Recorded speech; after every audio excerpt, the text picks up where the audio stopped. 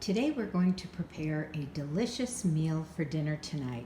This is something that I had growing up that my mom used to make for us all the time. This here is a boneless chuck roast. All you do with the chuck roast is just season it liberally here with salt and pepper, and I use kosher salt and freshly ground black pepper. The other thing that you will need is a little bit of mirepoix. I have 2 medium carrots here, 1 large onion, 2 stalks of celery, 6 cloves of garlic smashed, and I do have 2 small bay leaves and about a half a teaspoon of peppercorns and a nice bunch of fresh thyme. If you have any parsley stems, this would be a good place to use them. You're also going to need 1 tablespoon of tomato paste. I have a cup of dry red wine, and we'll need enough beef stock just to cover the meat. So we'll see how much we need. It depends on the size of your pot too. So anywhere from 4 to 8 cups of beef stock is what you're looking at. Okay, so the first thing you want to do is sear your meat. There we go. I'm going to put this on medium high. One thing a cast iron skillet does do is make it super caramelized. So I'm going to put it on medium-high heat. And then over here, let's add our vegetables. Okay, so we have here our carrots, onion, and celery, which is all going to go into the pot. And we want to cook them until they're just lightly caramelized.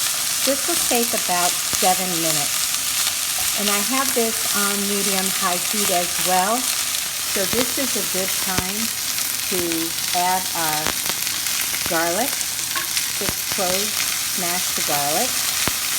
You want to be able to let that garlic come through a little bit.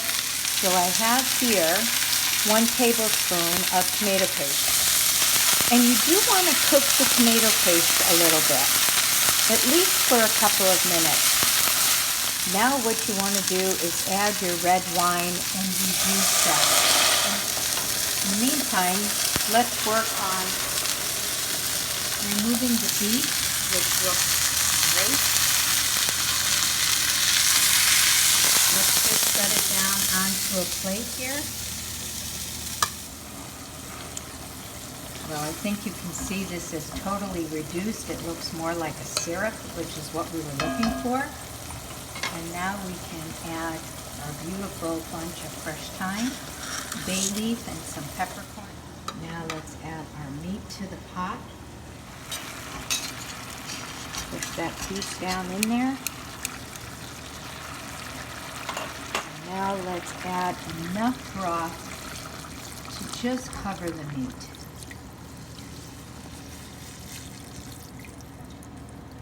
So this is 4 cups of broth I'm adding here, and let's bring that to a boil, and then we will cover it, and we will put it in a 325 degree oven until the meat is fork tender.